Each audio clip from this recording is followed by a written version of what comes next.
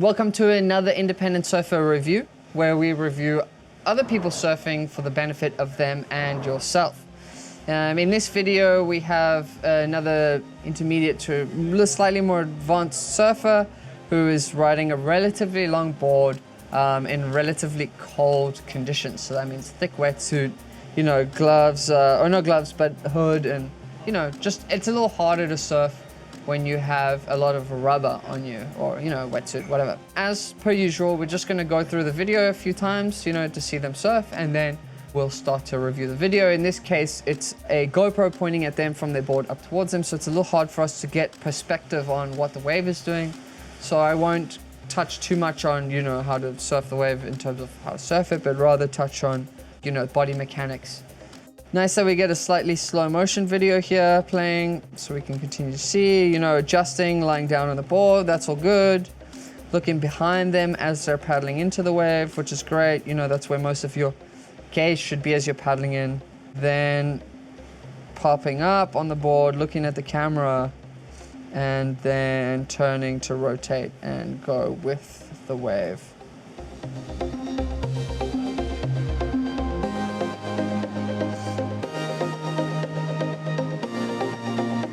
And we're going into the next video that they catch. Getting up, looking down the line.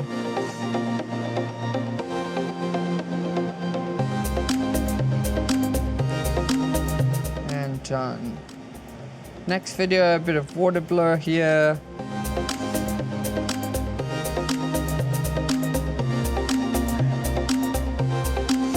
So if you continue to watch all of these videos, you'll start to actually notice some consistencies. And if you do notice consistencies through what he's doing, just leave that in the comment section below, and then see if you can get it. We'll see if you get it right or not.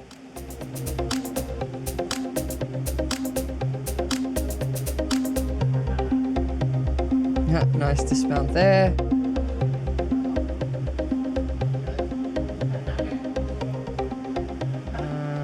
Up and riding again, same thing. We can notice the consistency there. Making it down the line in this case, but making it past the section. Well, it's really hard for us to know if there is, part of the wave that's going to continue down the line in this case. Let's continue to watch and see if we can notice, those same consistencies in this video.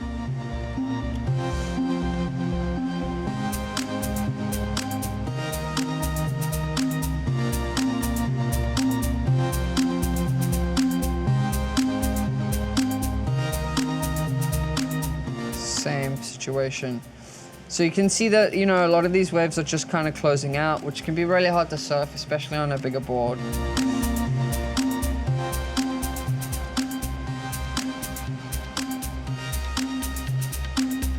Another closeout.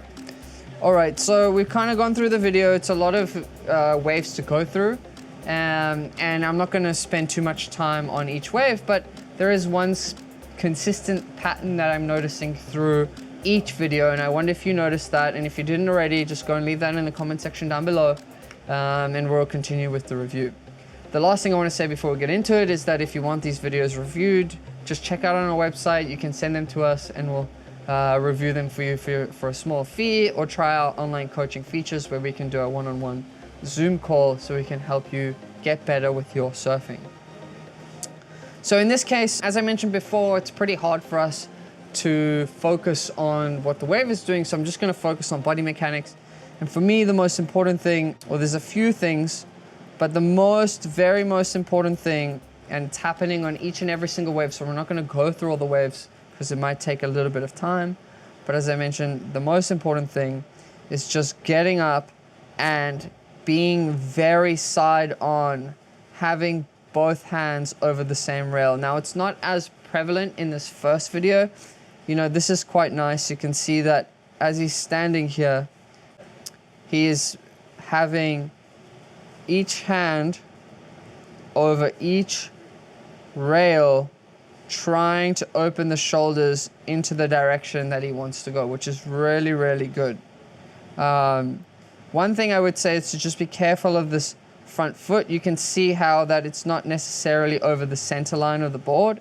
it's a little bit over to one rail. And in this case, you know, it can be really hard to gain any sort of control over the surfboard. So it's really important for you to make sure that you're landing your front foot in the middle of the board. But this can be really difficult when you're surfing with booties on because you don't get the same feel over the board.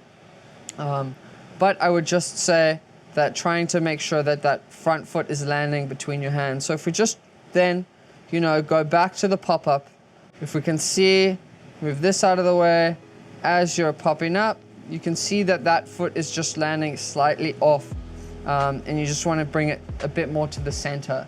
Now this will just come with time and consistency, but you can practice these pop-ups at home. So I would advise you that if you're struggling with this specific scenario, that you practice pop-ups at home and try and land that front foot in the same place all the time, so that you don't have to focus on doing the pop-up out in the water. I'd also like to just pay attention to here in this specific scenario, you know, here he's trying to go to the left, and in this case, you know, his gaze is looking there or potentially even in that direction, and he should be trying in this case to make sure that his head is looking to the direction that he wants to go. Why? And we discussed this in the last video and we'll discuss it all the time. You don't want to have any surprises. You want to act according to what the situation is presenting you rather than reacting in a short space of time. So if we continue through this, now you can see his eyes are turned. He's looking down the line. But in this case, his initial positioning here is quite bent. So you never want to find yourself to have your knees at this 90-degree angle, especially having both knees in that angle, because it's going to be quite hard for you to free up the hips, especially in this situation when you're on your backside. You really want to be able to get shoulder rotation in to turn the board down the line as quick as you possibly can. And if you are bending too much in the hips in this position, it's going to be really hard for you to get any sort of rotation. That's why you need to bring this knee slightly forward and slightly extend your back a bit more, especially in the backhand. So if we continue on to this, so now is better, a little bit more straight, a little bit more extended. As I mentioned before, you don't want to spend too much time in that position, but still for me, you can see that this knee is facing out and this knee is facing forward, you know, more or less towards us. And as I mentioned before, in this case, you want both knees to face in the same direction. Okay. So if we continue forward with this video, you can see that he is now leaning on the heels, but we try and control the board with our shoulders. And for me, the shoulders are still facing in that general direction. There's still a relative side-on positioning, also having this knee bent and that knee bent at a 90 and a slight arch in the back, whereas you want this knee to drop forward. Invert the back knee to be able to open up the shoulders in this position. But unfortunately, not doing that here. Still looking down the line and going down the line, but you're unable to extend and rotate up towards the top of the wave to get down the line quickly, which is what would ideally be done in this scenario. So if we continue, much better here. So you can start to see that he's rotating his head slightly more. Shoulders are still facing this general direction, and you just want to rotate the shoulders to be facing that way more to help yourself get up towards the top of the wave so that you can get down the line a little quicker, or that you can get the board up towards the top to be able to climb up on the roof of the wave and do a little floater and then rotate the shoulders to go back down towards the bottom of the wave. So pretty good. And then noticing that the wave is about to shut down.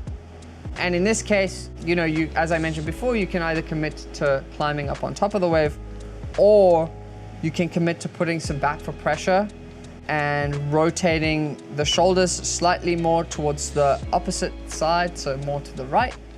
And then eventually, you know, in that case, putting a bit more pressure on the toes and straightening the board out instead of, you know, jumping off the back of the wave. And like either way of a dismount is totally fine.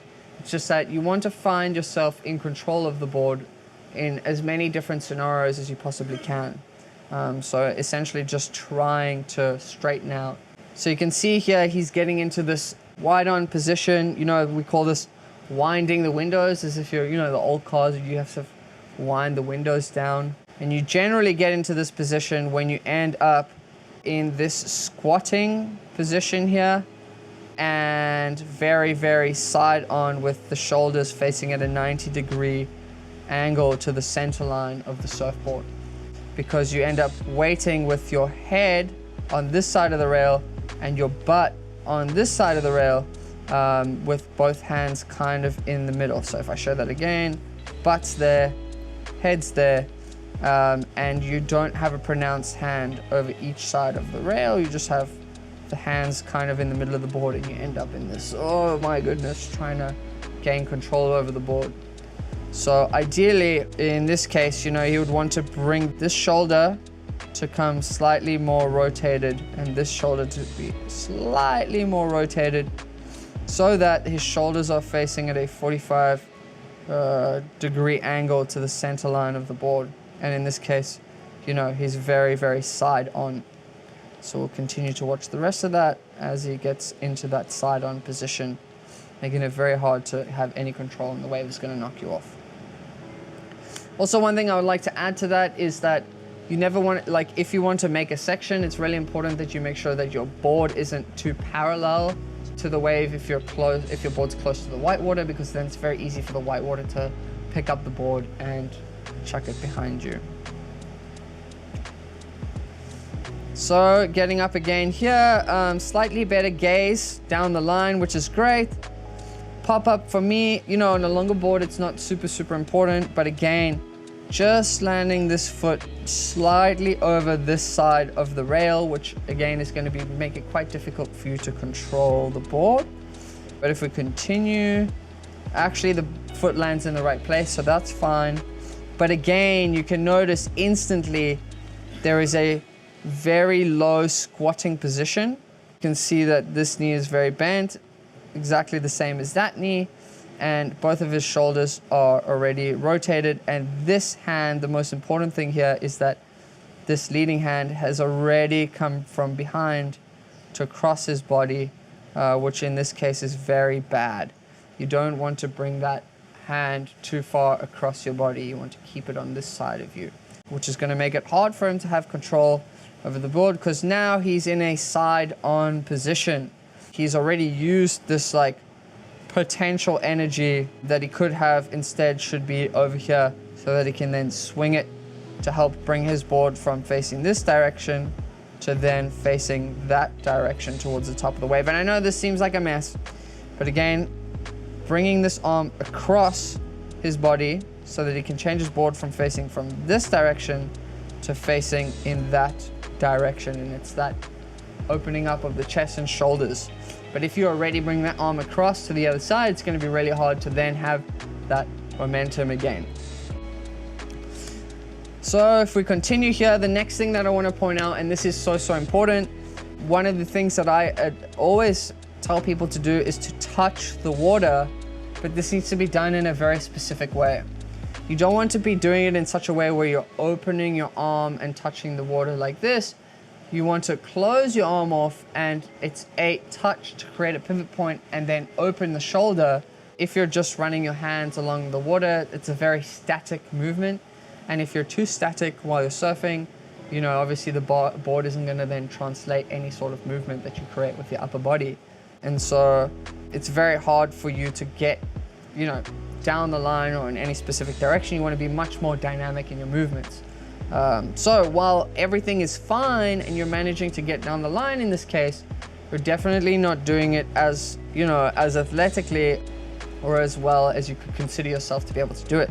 So as I mentioned before, you're doing very, very well, getting up, having the feet in the right place, rotating down the line, you know, shoulders are now facing up towards the top of the wave, but the board will not go towards the top of the wave in this case after this, because this arm has already come across the body. As I mentioned before, needs to be here to guide the board to then rotate as you get into that position to bring the board around.